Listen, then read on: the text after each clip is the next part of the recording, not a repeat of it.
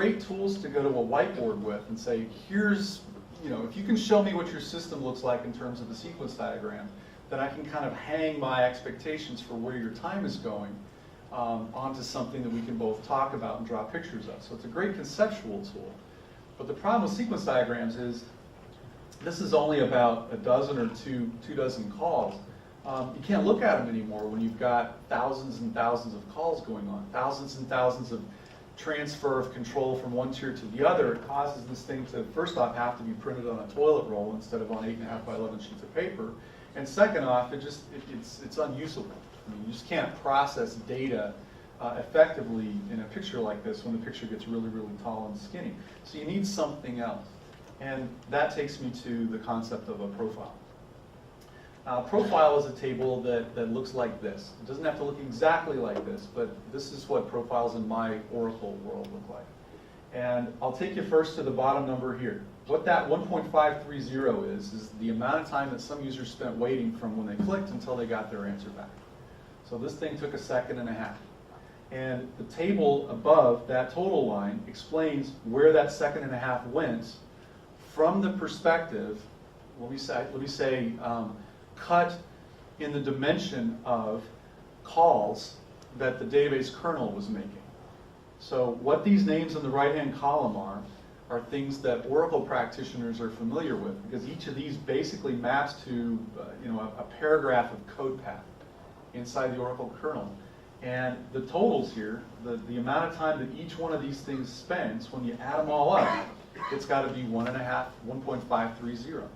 And a profile has a couple of key attributes, but if you don't have these attributes, you can either go mathematical and say, well, then by definition it's not a profile, or if you're a little more, less mathematically oriented, you can say, well, it looks like a profile, but it's not a very useful one unless it has 2 or 3 key attributes. And those attributes are, I've summarized them on the next page, so when you go get these slides later from Percona, you can remember this. But those attributes are that these numbers have to not be greater than 1.5 when you add them up, because if they were, there would be overlapping double counting. And that would be like saying, well, Carrie, what'd you do for the last hour? Well, I spent an hour beating my heart, and I spent an hour breathing. What's my performance problem? Well, I don't know. You told me about 2 hours, and basically you've combined dimensions, and I can't tell what your performance problem is, because it looks like you spent 2 hours doing stuff, and you only had 1 hour to do it. So it's confusing. Doesn't make any sense. On the other hand, these numbers can't add up to being less than this number, or you end up with an incomplete profile that doesn't tell you where your time went. And this is what used to happen a lot in Oracle. A user would say, I just had a 45-minute experience, and then the DBA would collect some data about that 45-minute experience, and they would say, well, it looks to me like it was a 12-second experience, and it looks fast to me. Well, you see the problem there. There's 44 minutes and 48 seconds of time that's not accounted for in what the DBA is looking at. So, there's a baby bathwater thing going on here. You're not looking at the problem because you're not even looking at the same thing I'm looking at. So the numbers have to add up, basically. They can't be double counting anything, and they can't be undercounting anything. And then a third attribute that's really helpful is if you sort these things in descending order, it makes your attack plan a little more evident. Because if you attack things on the bottom of this list, if it's sorted in descending response time order, you're not going to have any relevance. Oh, by the way, how many of you are just completely overwhelmed by the fact that there's a minus sign here?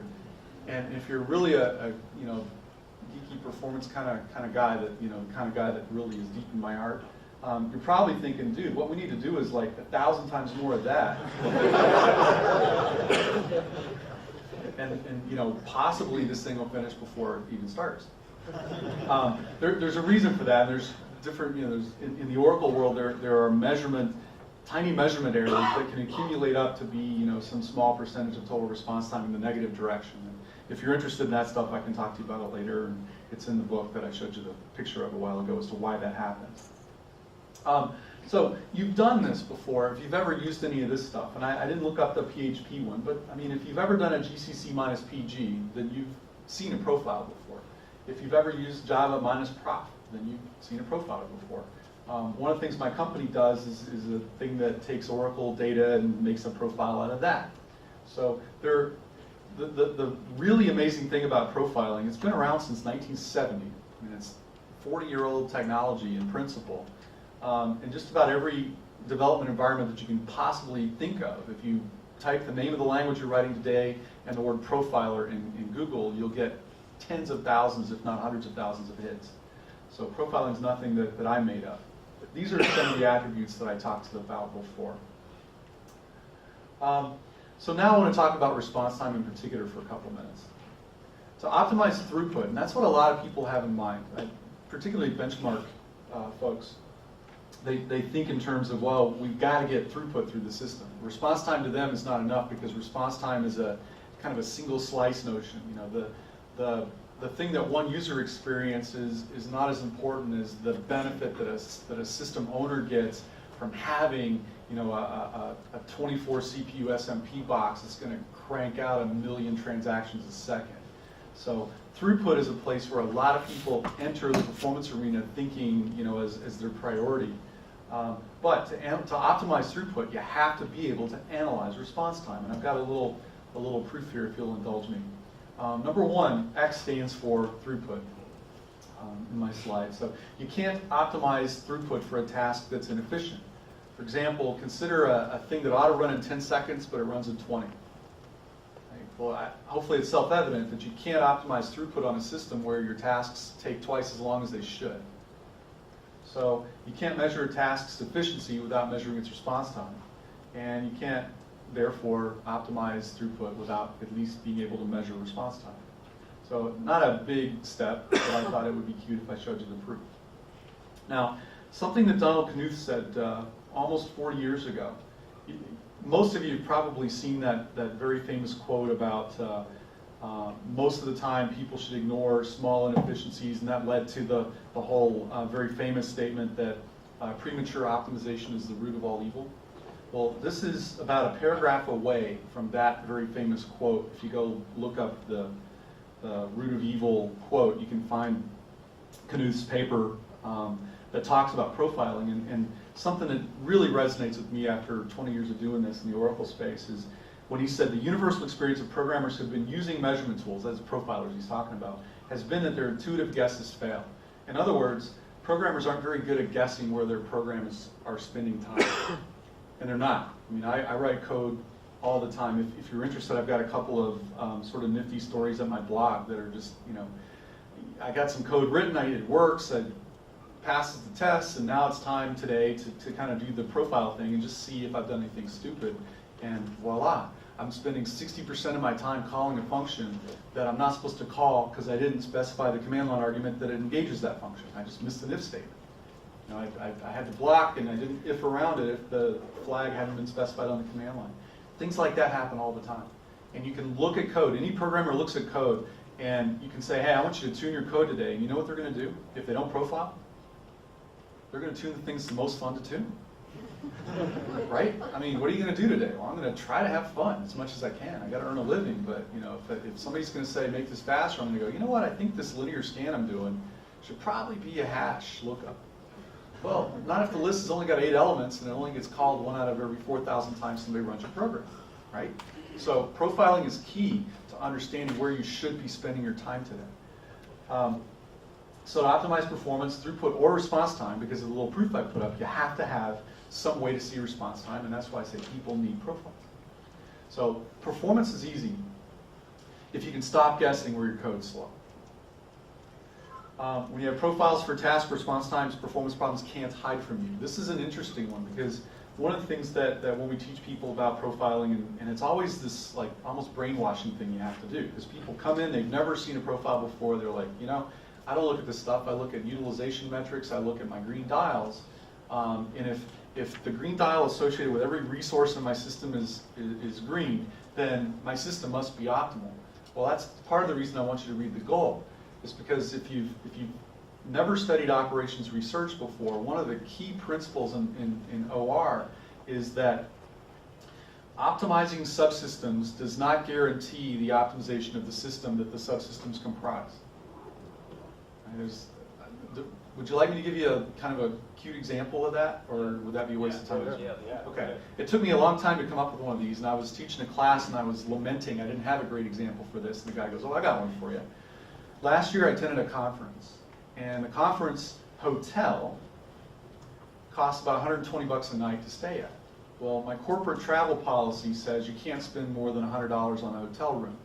So I couldn't stay at the conference hotel. If I could stay at the conference hotel, I would have taken a cab from the airport to the hotel. Boom, I'm there. I'm paying $120 a night for 4 nights to attend the conference and another cab ride back to the airport. So you can do the math on how much that would have cost. He said, but because my corporate travel policy prohibited me from staying at a hotel that costs more than $100 a night, here's what I had to do. I had to stay at a hotel that cost less than $100 a night, which was 6 miles away from the convention center. So it's $99 a night. Well, now I've got to rent a car because I've got to drive 6 miles every day to go from the hotel to the conference center. Parking is $20 a day. Fortunately, the company policy is that if parking's less than $25 a day, it's cool. And fortunately, the company policy is if my rental car costs less than $40 a day, it's cool. So he said, here's the math. I rent a car. It takes me more time every day. I'm having a more miserable experience. I'm not networking as much because I can't drink. I got to drive back to the hotel every night. So there are degradations of benefit. In addition, now I'm renting a car that's $40 a day, which is more than the 20 I'm saving. And I have to pay parking, which is another $20 a day. So I'm spending $60 a day to save 20. Right? So what we've done is we've optimized the individual components of the travel policy, but we haven't optimized the overall system, which is how much is this trip going to cost. Does that guy still work with Sun? I think he might work for Oracle now. Too soon? If you really want to look at the big system, it still might be cheaper for the company. Well, that deals with, I mean, it's kind of a fragmentation problem, right? I mean, but that's an interesting example that sort of mirrors, and the Goldratt book has more examples that are more directly relevant than that. But just real simply, optimizing subsystems does not guarantee the optimization of the systems that those comprise to the bigger system. I think we can edit profiling that from now. I'm sorry? We have to do profiling for the company. Yeah, that's true. That's true. We get the- The comment was you have to do profiling at the company level. Yes. And, yeah, no, that's true. Well, it was kind of obvious because it didn't help with employee retention, I guess, either. No, that's one of those degradations of benefits, I guess, that I didn't realize. But the funny thing is, you know, what is a performance problem? Well, I'm trying to do something, it takes too long. Well, if you have an accurate profile for that, a problem cannot hide from you. If you look at a profile and see no problem, then there is no problem. That's a funky concept to hear for the first time. But if you think about it, it's true. Or you have an imperfect profile. Or you have an imperfect profile, which again, if you go back to my math thing, you know, I'm saying if it's an imperfect profile, it's not a profile. So, anyway, performance problems can't hide, and it's an interesting exercise to think, you know, I had a memory shortage one time. I wonder how that would have shown up in my profiles. Well, it will. And you know what, if it doesn't, then it's not a problem. I don't care what your memory utilization metrics say. If it's not causing a performance problem for some of the things that are important that you're measuring. Now, maybe fixing that memory thing helped some task that you didn't have a profile for that day. But my argument is, or my plea is, that you should profile the things that are important to your business. Anyway, let me move on. I've got about 85 more slides to go. Now we're at 76. I think I have 91 or something, so I think I'm on time. After last night, I thought it might be interesting to show a couple slides here that are examples of some surprising things I've learned by measuring response time. These are things that I did not know back in the mid-90s when I didn't have this work available to me of measuring response time. And the first one that it just keeps occurring to me over and over while I'm at this conference. I'm trying to reconcile why it might be different here than it is at Oracle, and I'm making progress on that. But this guy is often less important than people think. You know, back in the 90s, the first tuning class I took, the first performance tuning class I ever took, I was coming out of a job where basically, you remember I said I wrote compilers at United Technologies. Part of my job was to take other people's readable C code and then make it faster regardless of how unreadable the code became. I mean, there were certain pieces of code that my job was make this faster, I don't care how ugly it gets. If you've got to write it in assembler, write it in assembler, but it's got to be faster. So that was my job.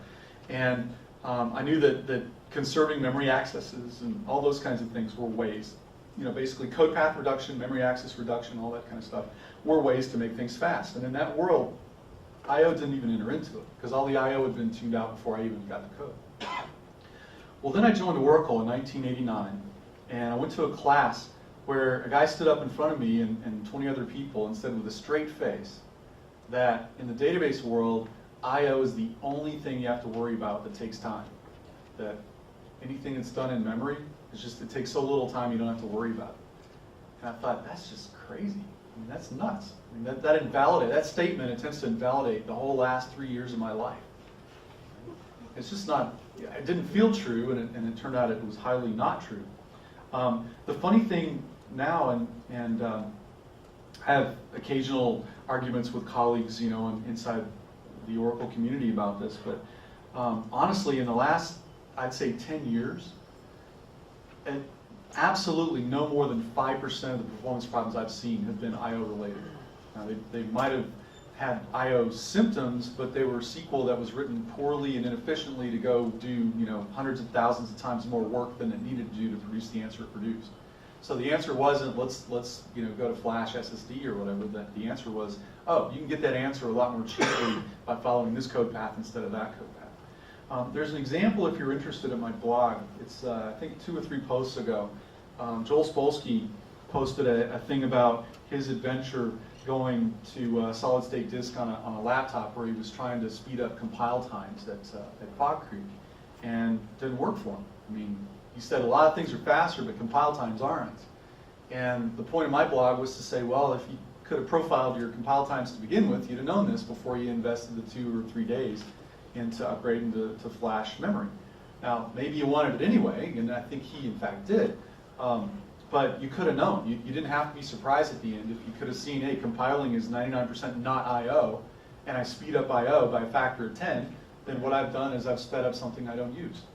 It's kind of like there's a really fast train in France, that's great, but I don't use it every day to get to work, so it's not going to make my commute any faster. Some other stuff, and I don't want to dwell here too long because there's more things to talk about, but CPU. In the Oracle world, if CPU is not your bottleneck, then there's something cheap you can fix. There's something easy to fix if CPU is not your problem. And then when CPU is your problem, that doesn't mean you're done yet, because you still may be executing some sort of inefficient code path where you can get the same result with a different code path. Index this column, or don't index this column, or there's a multitude of ways that you address problems in this space.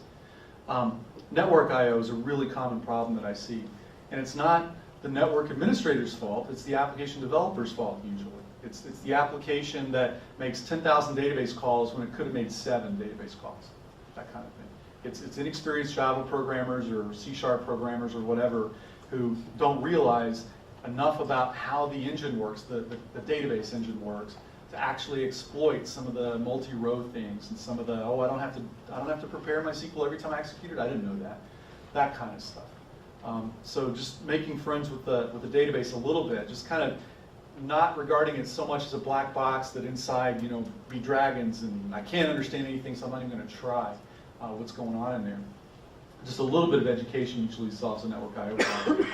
And it's software serialization is what's left. If you look at Oracle benchmarks or study them at all, what ends up being the final bottleneck on a well-tuned benchmark or on a well-tuned application is just the inevitable software serialization that has to happen. In really simple terms, what does a database do? Right? It reads, it writes, it processes data, and then it keeps people from screwing up each other's work. That's all it does. Reads, writes, thinks, and administers so that people don't mess each other up. And when you get the reading and writing optimized to where most of the stuff's done in cache, well, you still got to think about, the computer's still got to think about the work it's got to do, and it's still got to keep you from messing up him while you're both trying to execute a query or an update on the same row or a post to the same buffer in memory. So at the end of the day, software serialization has to happen, or people will screw each other's data up. And that's a service that you require from your database engine. It's not let that happen. So the point is, though, I mean, these are fun examples, and yesterday the very first question in the panel was, what's the most common performance problem you see? And I reached for the mic because I anticipated this might be the only thing I could possibly provide input on to a group of people whose universe I don't live in yet. But my answer was, it doesn't matter. It doesn't matter what the most common things I've seen are, because that may or may not be your problem. Right? The most common performance problem I see is that people think that somebody else's most common problem is probably what their problem is, instead of measuring. And that's the point of this slide. Your problems have nothing to do with the experiences I've had, so measure. You might have the weirdest problem in the world. And you know what? It's going to be fun if you do, because then it's not going to be just the same old crap that we've solved hundreds of times before. It's going to be something new and exciting that we can go to a conference to talk about, because now we've seen something new that we didn't know 2 weeks ago. So then the next question becomes, so how do you find out the information that you need in order to be able to do this stuff? So we're getting close to the end. How are you supposed to create these profiles? My message here is you have to insist on seeing where time goes for any task you think is important. Now, I don't know enough about MySQL to know whether this is possible or not, but it doesn't matter. That's why I put the word insist in red, which inadvertently I realize makes it diminished looking instead of accentuated looking, but I mean for it to be accentuated looking. You have to insist on being able to see where time goes for any task that you think is important. User calls up, says it hurts when I post. You need to be able to say, what does post mean? Where in the code path does it begin? Where in the code path does it end? I want to see where every millisecond, every microsecond goes between those two times. I don't care how many tiers it touches. I don't care if it's got SOAP calls to some DB2 database that has interconnect stuff to Oracle. I don't care. I need to see the sequence diagram in my brain that goes, you clicked here, you got your answer here, and who knows how many tiers that task touched. But I need to know where the time went on all of them. Because what I ultimately need to do is figure out, first, what tier consumed the most time, and it's the tier to the left of that one that I need to start with. Was that like a head fake for anybody? The tier that took the most time, and I want to go to the one left of that one to start my analysis. You expected me to say the tier that took the most time, right? Well, the reason you go to the tier left of the one that took the most time is because the caller, let me interrupt my sentence. I'll give you the performance axiom number 1. The fastest way to do something, you know this one? The fastest way to do something is don't, right? I know Scott knows that. The fastest way to do something is don't. Well, once a tier has had a call made to it, it's too late to not make that call, right? There's already the network I/O has been spent. There's several kind of classic examples of how Oracle gets a call and goes, oh, I know how to shortcut that. I won't do the whole full code path. I'll just do an abbreviated code path. But you still had to make the network I/O round trip. Right? You still had to engage the kernel and, oh, I know this, but I've already done this. I'll just give you that result. Right? It would be faster still if the caller didn't make the call. So that's the tier you need to go visit first. I got an I/O problem. You don't go to the disk guy. You go to the guy who wrote the app, or you go to the database or whatever, and you figure out, are all these disk I/Os I'm making really, really necessary? Can I get the answer with fewer I/Os? Can I put an index on a column and not need to go visit the disk that much? That's the thing I mean by go to the tier left. To drill down, you need call-by-call data. And I specifically mean not aggregations, not data about aggregations of call data. I don't want to see a thing that goes, oh, yeah. And that posting thing you did 600,312 read calls. Well, why not? Let me give you this. Let's say that 1,000 calls took 1,000 seconds. How long did the 5th call take? And you know what? The answer is it might have been a millisecond. It might have been 983.776 seconds. You don't know. I said 1,000 and 1,000. Most of you probably divided immediately and went, well, that probably took about a second. Because the average call duration for 1,000 calls taken 1,000 seconds is, in fact, 1 second per call. But it might be that there's skew in the data. It might be that one call took egregiously longer than all the others, and that's the one you need to attack. If you eliminate 80% of the calls, but you don't eliminate the one that took 900 seconds, then you haven't hit your performance optimization objective. So there's all sorts of little hidden tricks and stuff in here. But if you can see call-by-call data, that you're not susceptible to it. I got to get moving.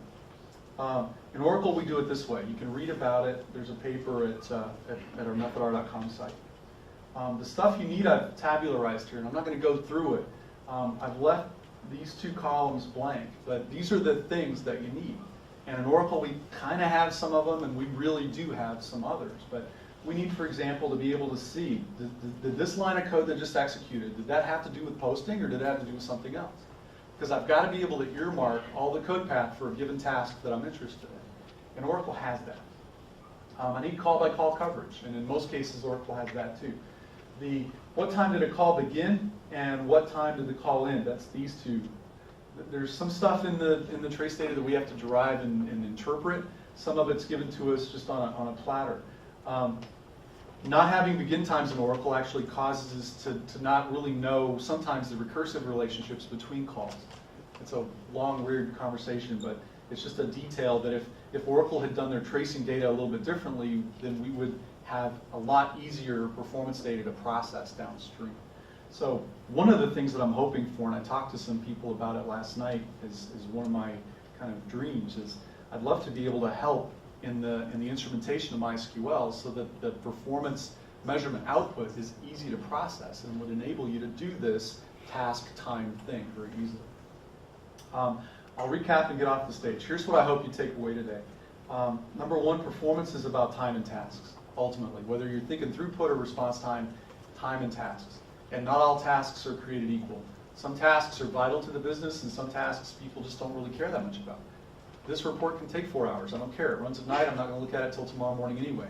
That's not the first thing you should optimize. The thing you should optimize is the stuff that is in the way of your business being more successful. If you're interested in performance, then read this book, The Goal. Don't guess. You're probably wrong.